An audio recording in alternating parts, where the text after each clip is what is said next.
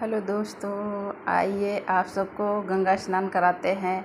आज ये सावन का है दूसरा सोमवार और आज भी मुझे मौका मिला और गंगा मैया की कृपा से और मैं भी फिर आ गई गंगा नहाने। ये मेरे और बेटी ने भी अच्छे से नहा लिया और अब चलते हैं मंदिर। ये ले लिया है जल और पूजा का सामान और चलते हैं मंदिर। कहते हैं ना, मन में श्रद्धा और भाव होना चाहिए। हमारे प्रभु तो श्रद्धा और भाव के भूखे हैं। कहते हैं सच्चे मन से अगर उनको याद करोगे तो वो ज़रूर सुनेंगे। और आज प्रभु की कृपा से ये दूसरा सावन का सोमवार है और मैं आई फिर प्रभु के दर्शन के लिए। हे प्रभु, न मैंने तुझको देखा, न कभी हम मिले, फिर भी तेरी याद आई और हम दौड़े चले आए। इस भीड़ में एक बार प्रभु दर्शन दे दो। और ये देखो इतनी भीड़ है फिर भी मेरे प्रभु के तो दर्शन हो ही जाते हैं। कहते हैं ना, मन में विश्वास है, श्रद्धा है। तो ये देखिए कितनी भीड़ है फिर भी प्रभु के दर्शन हो गए। और यही सब मन को शांति और खुशी होती, कितना खुशी मिलती है, कितना मन को शांति मिलती है।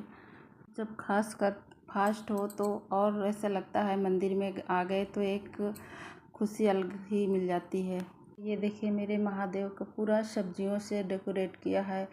और अभी आ गए हम घर पे और अब अपने घर में शिव जी को नहलाते हैं। अब हमारी स्टार्ट होती है घर की पूजा और हमारे शिव जी नहा रहे। गंगा जल जो भर के लाते हैं उसी से घर में आके गंगा जल से नहा देते हैं शिव जी को अपने। और अभी शिव जी हमारे नहा लिए हैं, चलते हैं अब इनको पूजा की तैयारी करते हैं। कहते हैं ना, घर में रहो तो कितना भी मंदिर में सामान रख लो लेकिन कुछ ना कुछ कमी रह जाती है तो फिर मंदिर से जाना पड़ जाता है। इसलिए सारा सामान तो मंदिर में ही रखते हैं लेकिन। और अब हम अपने महादेव को कर देते हैं चंदन से तिलक और नाग देवता को, गणेश भगवान को, सभी को। हम तो अपने घर पे इस तरह से पूजा करते हैं। आप लोग किस तरह से करते हैं ज़रूर कमेंट करके बताइएगा। और घर पे कौन कौन पूजा करता है महादेव की इस तरह से। हमारे शिव जी को बेलपत्र बहुत पसंद है क्योंकि ये सावन चल रहा है तो सावन में तो बेलपत्र और धतूरा, भांग, ये सारा कुछ चढ़ता है। लेकिन कहते हैं ना, श्रद्धा होनी चाहिए। जो कुछ भी हो श्रद्धा से भगवान को अर्पित करो, भगवान ज़रूर स्वीकार करते हैं। आज तो मुझे सही से फूल भी नहीं मिल पाए। ये कनेर और ये गेंदा के कुछ ऐसे फूल मिल पाए हैं। तो मैं तो ये सोच ली कि बस मेरे अंदर श्रद्धा होनी चाहिए और प्रभु के प्रति।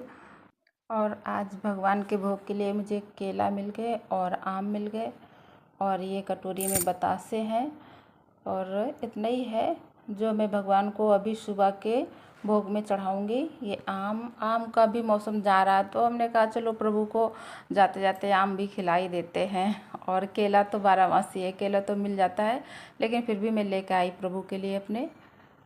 जी, पूजा में फूल फल सब कुछ होता है तो बहुत आनंद सा और खुशी से महसूस होती है कि हमने प्रभु को अच्छे से पूजा कर लिया और भोग भी चढ़ा दिया। और ये हमारे लड्डू गोपाल को केला बहुत पसंद है तो मैं उनको भी खिला देती हूँ और सभी को भी खिला देती हूँ। केला और आम सभी को भोग लगा देते हैं। श्री कृष्ण कहते हैं, निस्वार्थ भाव से कर्म कीजिए, वही आपके हाथ में है। किसी को दुख पहुँचाए बिना जीना संसार में इससे अच्छा कर्म नहीं है।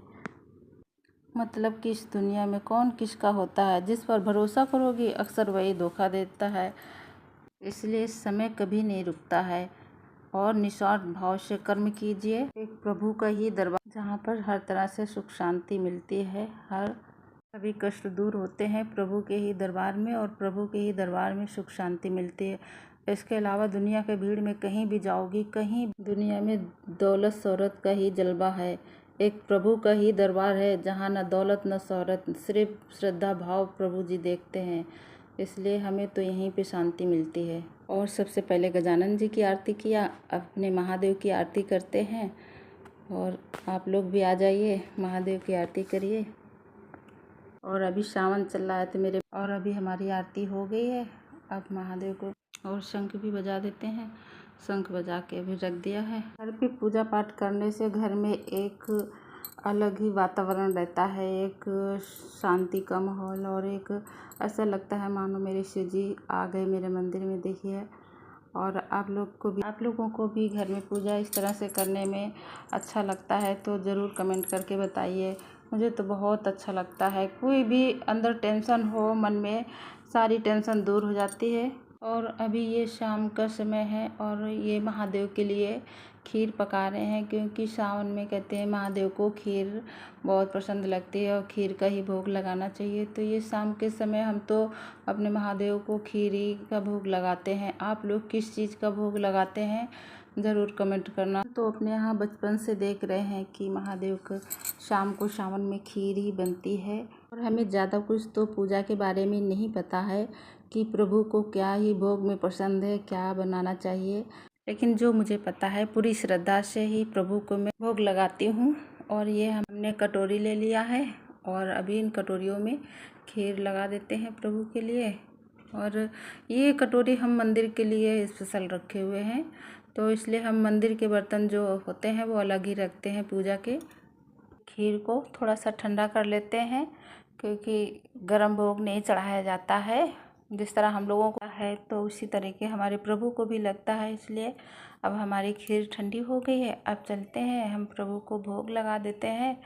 और अब हम आ गए हैं मंदिर में और हमारी खीर भी ठंडी हो गई है। तो अब चलते हैं, प्रभु को भोग लगा देते हैं। बेटी भी बीच में कह रही लाओ हम लगा देते हैं, तो हमने कहा कोई बात नहीं, आप लगाओ या मैं लगाऊं। तो आप लोगों को लग रहा होगा आज मैंने बहुत लंबा पूजा का ही वीडियो दिखा डाला, लेकिन अब ये लगता है कि मन में शांति और खुशी जिस चीज़ से मिलती है ना, तो बस वही लगता है कि बस यही सबसे अच्छा है। और ये देखिए हमने अभी प्रभु को भोग लगाया है, तो कितना खुशी हो रही कि हाँ मैंने प्रभु को खीर बना के अच्छे से भोग लगा दिया। और ये सभी के लिए एक एक कटोरी रख देते हैं। इधर ये लड्डू गोपाल के लिए रख देते हैं। और ये लड्डू गोपाल को तो खीर बहुत पसंद है, इसलिए लड्डू गोपाल को हाथ से खिला रहे हैं। ऐसा लग रहा है चाट चाट के खा रहे हैं। और अभी उनको और खाना है, ऐसा लग रहा है कि वो कहने वाले हैं और मुझे खिलाओ। और अभी मैं अपने लड्डू गोपाल को पिला देती हूँ पानी। ये हमारे लड्डू गोपाल पानी पी लेते हैं। देखिए कैसे पी रहे हैं, ऐसे लग रहा है हकीकत में पी रहे हैं। ये सब करके कितना मन को खुशी मिलती है, शांति मिलती है। कितना भी दिल में कष्ट हो, दर्द हो, सब दूर हो जाता है। इसलिए बस मेरा तो मन तन ऐसा लगता है बस की भक्ति में लगा रहे। और अब हम आप लोगों से मिलते हैं तीसरे सोमवार में। तब तक के लिए ओम।